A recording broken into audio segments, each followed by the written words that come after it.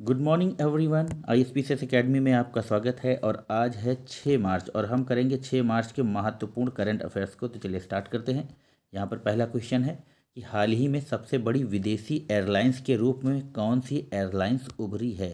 तो कौन सी एयरलाइंस है, तो यहाँ पर पहला ऑप्शन है लुफ्थांसा, दूसरा है एयर इंडिया, तीसरा है एमिरेट्स एयरलाइंस और चौथा है इनमें से कोई नहीं। तो जो इसका सही आंसर है वो है ऑप्शन सी, एमिरेट्स एयरलाइंस।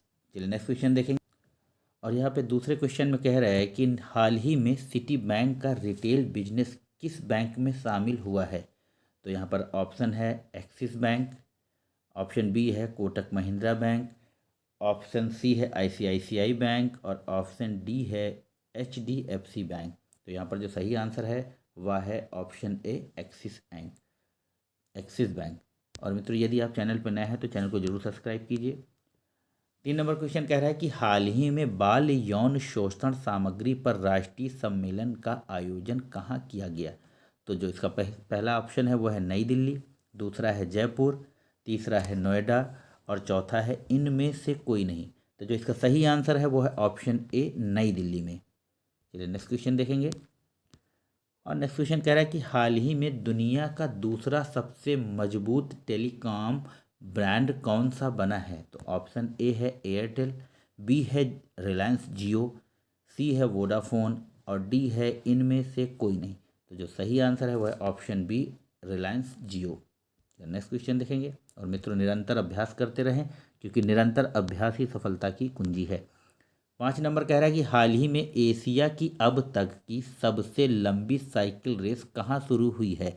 तो ऑप्शन ए है आपका श्रीनगर, बी है लद्दाख, सी है जम्मू कश्मीर और डी है इनमें से कोई नहीं। तो जो सही आंसर है वह है ऑप्शन ए, श्रीनगर में एशिया की सबसे लंबी साइकिल रेस का आयोजन किया जा रहा है। नेक्स्ट क्वेश्चन देखेंगे। हाल ही में नेक्स्ट जनरेशन फ्यूल्स पर आईआईटी मद्रास ने किस देश के साथ साझेदारी की है। ऑप्शन ए है आपका डेनमार्क, बी है फ्रांस, सी स्वीडन और डी है इनमें से कोई नहीं। तो जो सही आंसर है वह है ऑप्शन ए, डेनमार्क में। चलिए नेक्स्ट क्वेश्चन देखेंगे। 7 नंबर क्वेश्चन कह रहा है कि हाल ही में भारत के किस पड़ोसी देश ने सौर ऊर्जा के उपयोग को बढ़ाने के लिए आईएसए के साथ समझौता किया है। ऑप्शन ए है बांग्लादेश, बी है अफगानिस्तान, सी है ईरान और डी है इनमें से कोई नहीं। तो जो सही आंसर है वह option A, Bangladesh. Next question कह रहा है कि हाल ही में किसने भारत का पहला एयर कूल्ड कंडेंसर चालू किया है। Option A, DRDO, B ISRO, C NTPC, D NASA. तो ऑप्शन जो सही है वह है ऑप्शन सी, एनटीपीसी ने पहला एयर कूल्ड कंडेंसर चालू किया है। चलिए नेक्स्ट क्वेश्चन देखेंगे। और नेक्स्ट क्वेश्चन कह रहा है कि हाल ही में पहला बोडोलैंड अंतर्राष्ट्रीय ज्ञान महोत्सव कहाँ पर आयोजित किया गया, यह कहाँ पर शुरू हो रहा है। ऑप्शन ए है त्रिपुरा, बी है मिजोरम, सी मणिपुर और डी है असम। तो जिसका सही आंसर है वो है डी, असम में। ठीक, नेक्स्ट क्वेश्चन देखेंगे। 10 नंबर कह रहा है कि हाल ही में कौन सा राज्य भारत का पहला सरकारी मदर मिल्क बैंक स्थापित करेगा। ऑप्शन ए है उत्तराखंड, बी है राजस्थान, सी है मध्य प्रदेश और डी है इनमें से कोई नहीं। तो जो सही आंसर है वह है ऑप्शन ए, उत्तराखंड में। चलिए नेक्स्ट क्वेश्चन देखेंगे। और दोस्तों, यदि आप यूपीपीसीएस की तैयारी कर रहे हैं जिसका परीक्षा आपकी 14 मई को है, तो आप हमारे चैनल से जुड़ के हमारे वीडियो को देख के, जहाँ पर जीएस की संपूर्ण तैयारी कराई गई है, आपको उससे लाभ मिल सकता है। चलिए 11 नंबर क्वेश्चन देखेंगे कि हाल ही में किस देश ने बिम्स्टेक ऊर्जा केंद्र के शासी बोर्ड की पहली बैठक की मेजबानी की है। तो यहाँ पर ऑप्शन ए है भारत, बी है चीन, सी है बांग्लादेश और डी है इनमें से कोई नहीं। तो जिसका सही आंसर है वह है ऑप्शन सी, बांग्लादेश ने। चलिए नेक्स्ट क्वेश्चन देखेंगे। और 12 नंबर क्वेश्चन कह रहा है कि आईएमएफ के अनुसार किस देश में 2023 में वैश्विक विकास में 15% योगदान देने की क्षमता है। तो ऑप्शन ए है आपका भारत, बी चीन, सी बांग्लादेश और डी इनमें से कोई नहीं। तो जो सही आंसर है वह है आपका भारत, ऑप्शन ए। चलिए नेक्स्ट क्वेश्चन देखेंगे। और 13 में कह रहा है कि हाल ही में 7वां अंतर्राष्ट्रीय धर्म धम्म सम्मेलन कहाँ पर आयोजित किया गया है? तो ऑप्शन ए है चीन, बी है जापान, सी है भोपाल और डी है इनमें से कोई नहीं। तो जो इसका सही आंसर है वह है भोपाल, ऑप्शन सी में। चलिए नेक्स्ट क्वेश्चन देखेंगे। और 14 नंबर क्वेश्चन में कह रहा है कि हाल ही में विश्व वन्य जीव दिवस कब मनाया गया? ऑप्शन ए है 2 मार्च, बी 3 मार्च, सी 4 मार्च, डी 5 मार्च। तो जो इसका सही आंसर है वह है ऑप्शन सी, आप माफ़ कीजिएगा, ऑप्शन बी 3 मार्च को। नेक्स्ट क्वेश्चन देखेंगे।